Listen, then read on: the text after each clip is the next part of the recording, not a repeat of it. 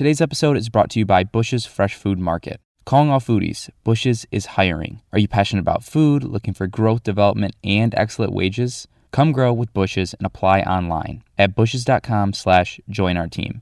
That's Bush's, BUSCHS.com/join our team. From the Detroit Free Press, I'm Emma Stein with today's Free Press Voice Briefing. It's Friday, October 21st, 2022. I'm David Jesse, the higher education reporter for the Detroit Free Press. Santo Ono, the new president of the University of Michigan, arrived on campus with a reputation for being a student magnet. A week into his tenure, he's already living up to that, posing for selfie after selfie at Michigan Stadium during a football game, or walking through the Michigan Union during the middle of the day. It's a stark contrast from his predecessor, who, by the sudden end of his tenure, was seen as out of touch and aloof. I love people, Ono told me recently.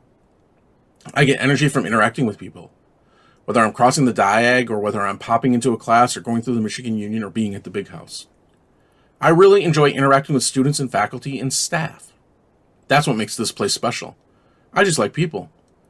Ono was spending time doing a lot of listening on a campus where trust, coming off 3 major sexual misconduct scandals, is low. I think that I have to play a very important role in rebuilding that trust, he said. It has to be from authentic leadership, if you will. I think one of the things that I'm hearing from the entire university community is that they want me to listen. They want me to hear them. And that's why I'm spending this time initially listening to them. This is J.C. Rhino with the Detroit Free Press.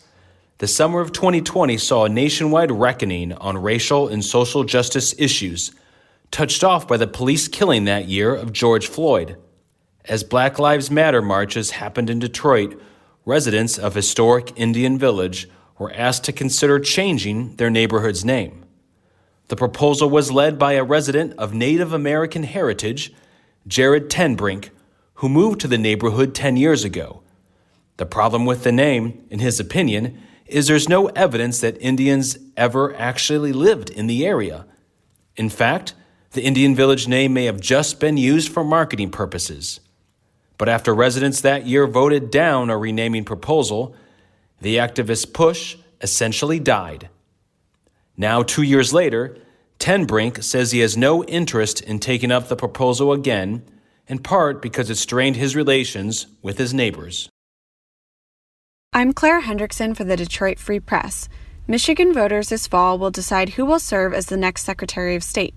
The race for the state's chief elections officer is seldom the marquee contest, but the upcoming midterm marks the first major election following 2020, which saw an unprecedented effort to subvert the will of voters based on unfounded allegations of fraud and misconduct. Democratic incumbent Jocelyn Benson faces GOP challenger Kristina Karamo. Benson is seeking a second term after winning nearly 53% of the vote in 2018. Karamo received former President Donald Trump's endorsement after rising to national prominence in 2020 for participating in legal efforts to overturn the results of the election in Michigan and other battleground states. I'm Andrew Hammond for the Free Press Sports Department.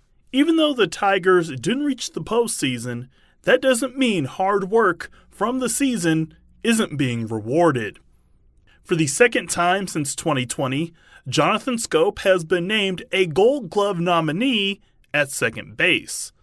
Schoop turned 86 double plays and had a .994 fielding percentage, making just 3 errors in over 520 chances. He started 129 games at second base.